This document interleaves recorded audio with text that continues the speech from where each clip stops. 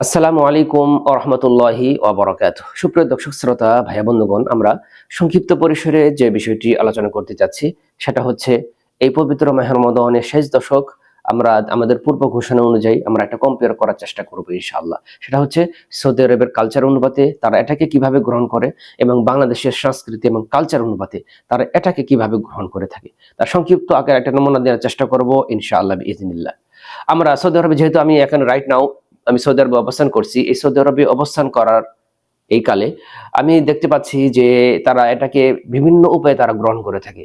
তারা ইফতারের একটা আমেজ, ইফতারের একটা উৎসব তারা করে থাকে, তথা ইফতারের সময় বিভিন্ন ধরনের তারা ইফতারের উৎসবের সাথে তারা একটা ইফতার করে থাকে।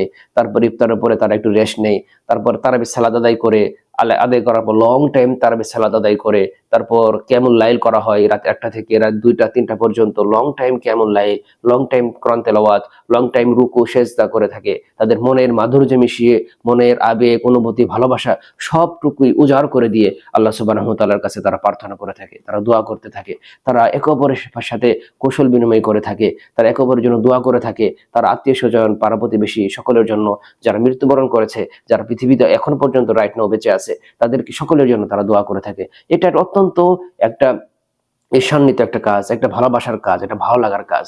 কিন্তু এর পরিপ্রেক্ষিতে আমরা বাংলাদেশের কালচার অনুপাতে আমরা কি দেখতে পাই? তারা এই 10 দিন আসলেই যত ধরনের শপিং করা, ঈদের শপিং, আমার অমুক ছেলের শপিং করতে হবে, আমার মেয়ের শপিং করতে হবে, আমার স্ত্রীর শপিং করতে হবে, যত শপিং রয়েছে মনে হয় পুরা বছরের শপিং এই ঈদের আগেই এই শেষ দশকে করে থাকে। আমি মাঝে মাঝে আমি অত্যন্ত পরিতাপের সাথে আমি নিজেকে একটু আফসোস মনে হয় আমার, যে আল্লাহ সুবহানাহু ওয়া তাআলা মনে হয় বাংলাদেশে এই শেষ দশক মনে হয় তাদের এই থেকে করা বাদ দিয়ে শুধুমাত্র মনে হয় এই শপিং করার জন্য এই শেষ দশক আল্লাহ তাআলা তাদেরকে দান করেছেন। আস্তাগফিরুল্লাহ, আস্তাগফিরুল্লাহ, আস্তাগফিরুল্লাহ। এই জন্য আমি বলছি যে বাংলাদেশের কালচার আমাদের চেঞ্জ করতে হবে।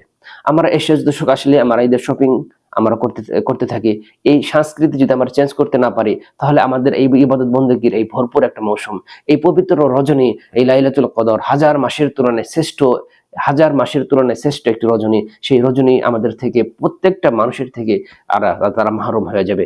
যদি আমরা এই ঈদের শপিং গুলা আমরা রমজানের আগে করে ফেলতাম, আমরা রমজানের আগে যাবতীয় বাজার, যাবতীয় শপিং, যাবতীয় কার্যক্রম গুলা আমরা সবকিছু শেষ করে সব রমজান আসার সাথে সাথে যদি আমরা এটাকে স্টপ করে ফেলতাম, যে না আপাতত সব শপিং, সব বাজার, সব কেনাকাটা সবকিছু স্টপ, এই রমজান মাস আমরা গ্রহণ করলাম আমাদের পরিপূর্ণ ঈমানের সাথে, পরিপূর্ণ এবিলিটির অনুপাতে, আমাদের শারীরিক মানসিক সক্ষমতার সাথে আমরা রমজান মাসটাকে আমরা গ্রহণ করলাম।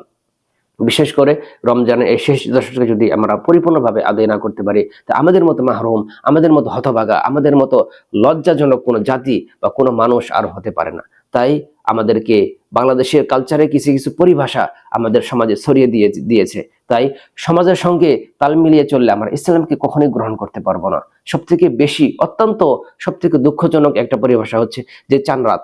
এই চান রাতকে কেন্দ্র করে মানুষ কত ধরনের ছেলে মেয়ে অবাধ মেলামেশা, একসঙ্গে শপিং করা, সারা রাত জেগে থাকা, ফজর নামাজ নাই, কোনো ধরনের রাত্রি যাপন নাই, কোনো ধরনের সারা রাত তারা ঈদের শপিং করে, সারা রাত তারা বিভিন্ন ধরনের ঈদের যে আমেজ এই রাতে থেকে শুরু হয়ে যায়। কিন্তু এই পরিতাপের বিষয় হচ্ছে সেটা যে রমজান মাস চলে যাচ্ছে, আমরা নিজেদের গুনাহ কি ক্ষমা করতে পেরেছি? আমরা নিজেদের যে একটা পাপ এটা কি মোচন করতে পেরেছি? আল্লাহ রাসূল সাল্লাল্লাহু আলাইহি ওয়াসাল্লাম বলেছেন যে সে হচ্ছে সবথেকে হতভাগা, সে ধ্বংস হোক যে রমজান মাস পেল কিন্তু সে নিজের গুনাহকে, নিজের পাপকে মোচন করতে পারলো না, সেই ধ্বংস হোক। তার কত বড় একটা দুঃখের বিষয়, কত বড় একটা ভয়ঙ্কর কথা। কিন্তু এই রমজান মাস চলে যাচ্ছে, আমাদের ভিতরে কোন আবেগ, কোন আক্ষেপ, কোন ধরনের অনুশোচনা আমরা নাই যে রমজান মাস আমরা শেষ করছি, ইন ফিউচারে আমরা এই রমজান পাবো কি পাবো না সেটা আমরা জানি না। কিন্তু রমজান মাস চলে যাচ্ছে, এই রমজান মাস চলে যাওয়ার পর আমরা ঈদের শপিং নিয়ে ব্যস্ত, নাই কোনো রমজানের কোনো গুরুত্ব, নাই কোনো রমজানের কোনো আবেগ অনুভূতি, কোনো কিছুই নাই। তাই আমাদেরকে এই জাতিকে রক্ষা করতে হলে আমাদের সকলকেই সচেতন হতে হবে। নিজে এই ঈদের শপিং করা থেকে বিরত থাকবো, এই নিজেকে এই রমজানের বিভিন্ন ধরনের কার্যক্রম, বিভিন্ন সংসার, তো কত ধরনের মানুষ কার্যক্রম অ্যাক্টিভিটিস তারা করে থাকে শুধুমাত্র আল্লাহ সুবহানাহু ওয়া তাআলাকে স্মরণ করা বাদ দিয়ে, শুধুমাত্র এই রমজানের এই রহমত বারাকা, এই ফজিলতপূর্ণ এই রমজান মাসকে তারা গ্রহণ করতে চায় না। এই হতভাগা জাতি, এই হতভাগা মুসলিম, আজ তাদের কি হলো? আজ তাদের কি হলো যে এই রমজান মাসটা তারা পাওয়ার পরেও নিজের গুনাহকে ক্ষমা করতে পারছে না, এই রমজান মাসটা পাওয়ার পরেও নিজেকে পরিবর্তন করতে পারছে না, এই রমজান মাস পাওয়ার পরেও নিজেকে ইবাদত বন্দেগীর সেই ইবাদতকারী বান্দাদের অন্তর্ভুক্ত করতে পারতেছে না। তাহলে এটা কিভাবে পরিতাপের বিষয়, এটা অত্যন্ত দুঃখের বিষয়। তাই আমরা এই যে মুসলিম হিসাবে আমাদের ভাবা উচিত, আমাদেরকে চিন্তা করা উচিত না কোনো ধরনের আমাদের ঈদের শপিং এই রমজানের এই বিশেষ রমজানের পরে কোনো ধরনের আমাদের শপিং, কোনো ধরনের মার্কেট, কোনো ধরনের বাজার কোনো কিছু করা যাবে না। আমরা জাস্ট আমরা মসজিদে আমার ইবাদত বন্দেগী নিজেকে সঁপে দিব, ইবাদত বন্দেগী করার জন্য নিজেকে উৎসর্গ করে দিব, যে এই 10 দিন আমি ইবাদত বন্দেগী করার জন্য নিজেকে উৎসর্গ করে দিলাম। কোনো ধরনের কথা, কোনো ধরনের বাজে কথা, কোনো ধরনের আমাদের করা আমাদের উচিত নয়।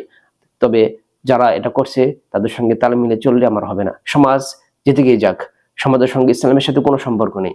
এই বর্তমান সমাজ ইসলামকে কোনো ধরনের অ্যাকসেপ্ট করে না। তাই সমাজকে বাদ দিয়ে আপনি ইসলাম এটা আপনাকে গ্রহণ করতে হবে। তাই ইসলামকে বাদ দিয়ে সমাজ গ্রহণ করা যাবে না। সমাজ যেদিকেই যাক, সমাজের সঙ্গে তাল মিলে চললে আপনি ইসলামের পরিপূর্ণ বিধিনিষেধ গুলা আপনি পালন করতে পারবেন না। তাই সমাজ কোন দিকে যাচ্ছে যাক, তবে ইসলাম কি বলছে, ইসলাম কোন দিকে আমাদেরকে ধাবিত হতে বলে, ইসলাম কোন দিকে আমাদের পদার্পণ হতে বলে, সেদিকে আমাদের পদার্পণ করতে হবে। সমাজ আমাকে যাই বলুক, যাই যেটাই বলুক, আমাকে ভালো বলুক মন্দ বলুক, কিন্তু আল্লাহ সুবহানাহু ওয়া তাআলা আমাকে ভালো বলছেন কিনা, আল্লাহ রাসূল সাল্লাল্লাহু আলাইহি সাল্লামের যে নীতি নির্ধারক তিনি, আমাদের সেই নীতির উপর আমরা চলতে পারছি কিনা সেদিকে আমাদের গুরুত্ব দেওয়া উচিত। আল্লাহ সুবহানাহু ওয়া তাআলার কাছে দোয়া করছি, আল্লাহ তাআলা আমাদেরকে এই পবিত্র রমাদান কারিমের শেষ দশকের পরিপূর্ণ রহমত, বারাকা, ফজিলত সবকিছুই আল্লাহ সুবহানাহু ওয়া তাআলা আমাদেরকে প্রত্যেকটা মুসলিম মুমিন মুমিনাতকে দান করুন, আল্লাহুম্মা আমিন। সেই সাথে দোয়া করছি আল্লাহ তাআলা আমাদেরকে সকলকেই এই তারাবি, এই সালাত, এই ইফতার, এই সেহরি, এই কোরআন তেলাওয়াত, এই সাদকা, এই দান সবকিছুই আল্লাহ তাআলা আমাদের জন্য কবুল করে নেন। আমিন, আল্লাহুম্মা আমিন, ইনশাআল্লাহ।